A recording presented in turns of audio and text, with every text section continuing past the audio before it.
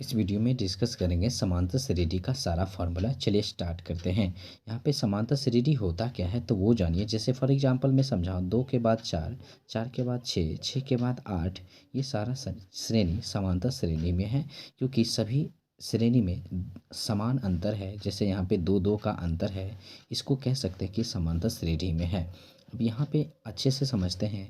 समांतर श्रेणी एक ऐसा अनुक्रम, ऐसा श्रेणी होता है जिसमें प्रथम पद के अतिरिक्त प्रत्येक पद उसके पूर्व पद में एक निश्चित संख्या जोड़ने या घटाने पर प्राप्त होता है।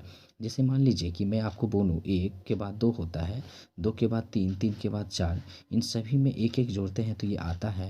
इन सभी में अंतर एक एक का है, इसलिए ये श्रेणी समांतर श्रेणी कहलाता है।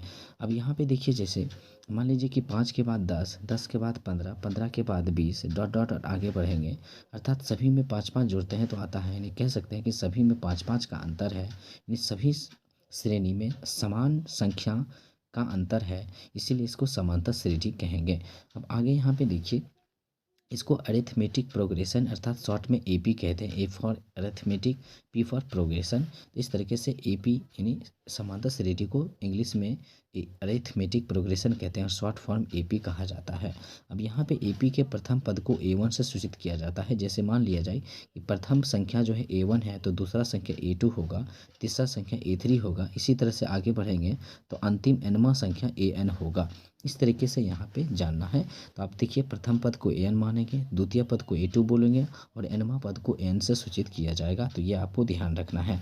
अब आगे देखिए, यहाँ पे सर्वांतर यानी सर्वांतर का दूसरा नाम पदांतर होता है, जिसको स्मॉल डी से सूचित करते हैं, जिसका फॉर्मूला होता है दूसरा पद माइनस पहला पद अर्थात ए2 माइनस ए1। क्यों? क्योंकि अगर आपका पहला पद ए1 है, दूसरा पद ए2 है, तो दूसरा पद ए2 में ए1 घटा देंगे तो वही सर्वांतर निकल जाएगा। अब आगे यहाँ पे देखना है समांतर माध्य का फॉर्मूला। प्रथम संख्या प्लस अंतिम संख्या बटे 2, प्रथम संख्या प्लस अंतिम संख्या बटे 2, यहाँ पे बटा 2 होगा। इस तरीके से याद रखिएगा। जैसे मान लीजिए कि 2, 4, 6, 8, 10, 12, इसका समांतर माध्य निकालना है। तो यहाँ पे देखिए, प्रथम संख्या 2 है, अंतिम संख्या 12 है, ये 2 + 12 बटे 2 कर देंगे। यहाँ पे 2 + 12 14 आएगा, बटे 2 अर्थात 7। समांतर माध्य इसका 7 निकल जाएगा। लेकिन याद रखिएगा कि समांतर माध्य बराबर ये फॉर्मूला प्रथम संख्या प्लस अंतिम संख्या बटे 2 तभी होगा जब वो समांतर श्रेणी में ऐसा रहेगा, ये सभी में अंतर समान रहेगा, तभी ये फॉर्मूला अप्लाई होगा।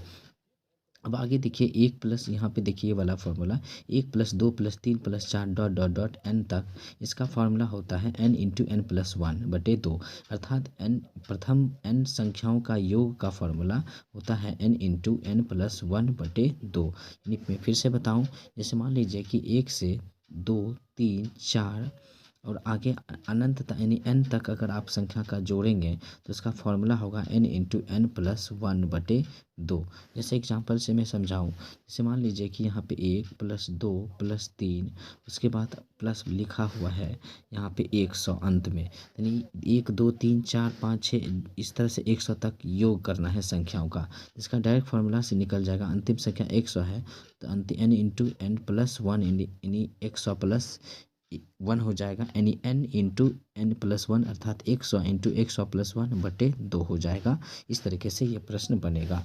अब आगे देखिए, यहाँ पे प्रथम पद में डी जोड़कर ए पी प्राप्त किया जाता है। जैसे मान लीजिए कि प्रथम पद ए है तो अगला पद अगर आपको निकालना है तो उसमें डी जोड़ते जाएंगे, फिर उसके अगला पद जोड़ना है तो उसमें फिर डी जोड़ेंगे तो d + d 2d हो जाएगा। फिर इसका अगला पद निकालना है तो फिर एक डी और जोड़ देंगे तो 2d में एक डी जोड़ेंगे तो a + 3d हो जाएगा। इसका मतलब ये हुआ कि अगर आपको पहला पद पता है, जैसे मान लीजिए 2, और आपको डी का मान पता है 3 होता है, तो अर्थात 2 में फिर 2 का अगला अगर हमको निकालना है पद तो 2 में 3 जोड़ेंगे तो 5 हो जाएगा, अर्थात ये 2 का अगला पद 5 होगा। क्योंकि सार्व अंतर 3 है, अर्थात 3 3 जोड़ते जाएंगे तो उसका अगला पद निकलते जाएगा। जैसे पहला पद 2 था तो उसमें सार्वांतर यानी 3 जोड़ देंगे तो वो 5 आ जाएगा, फिर 3 जोड़ेंगे तो 8 आ जाएगा, फिर 3 जोड़ेंगे तो 11 आ जाएगा। इस तरीके से आपको समझनी है। अब यहाँ पे एनवा पद का सूत्र याद रखना पड़ेगा। एनवा पद का सूत्र होता है, अर्थात ए एन बराबर सूत्र होता है ए प्लस, यहाँ पे सॉरी, ए माइनस n - 1 × t होगा। यहाँ पे एनमा पद का सूत्र यहाँ पे जो है नहीं, यहाँ पे गलत लिखा हुआ है, अंतिम से यहाँ पे होना चाहिए, सॉरी यहाँ पे सही लिखा है। अंतिम पद यहाँ पे जो है अंतिम अंतिम पद से nवां पद का सूत्र, यानी कह सकते हैं कि ए एन बराबर A minus N minus one into D. अगर मैं nवां पद का सूत्र, अगर शुरू से मैं nवां पद का सूत्र बोलूँ तो ए एन बराबर होगा A plus N minus one into D. इस तरीके से समझना है। अगर शुरू से nवां पद ज्ञात करना है तो यहाँ प्लस होगा, और अंतिम पद से अगर nवां पद ज्ञात करना है तो यहाँ पे माइनस होगा। इस प्रकार से समझनी है। अब आगे देखिए, ए पी का प्रथम n पदों का सूत्र होता है, प्रथम n पदों का योग का सूत्र होता है एस एन बराबर n/2 2a plus N minus one into d. मैं फिर से बताऊँ, एस एन बराबर होता है n/2 into 2a plus N minus one into d, उसके बाद ब्रैकेट बंद। इस तरीके से याद रख सकते हैं। एक और फॉर्मूला होता है एस एन बराबर n/2 प्रथम संख्या प्लस अंतिम संख्या। इस तरीके से ऐसा होता है, तो ये याद रखना पड़ेगा। यानी कहने का मतलब ये हुआ कि प्रथम संख्या और एनवा, यानी प्रथम पद और एनवा पद को जोड़ देंगे, और इस तरीके से ध्यान रखना पड़ेगा। अब आगे देखिए, यहाँ पे ए क्या होता है, तो ए होता है प्रथम पद, एल होता है अंतिम पद, अर्थात ए एन को ही एल से सूचित करते हैं। इस प्रकार यहाँ लिखा हुआ है n/2 A plus A N, या फिर n/2 ए प्लस एल लिखा हुआ है, जो कि ये एस एन बराबर ही फॉर्मूला होगा।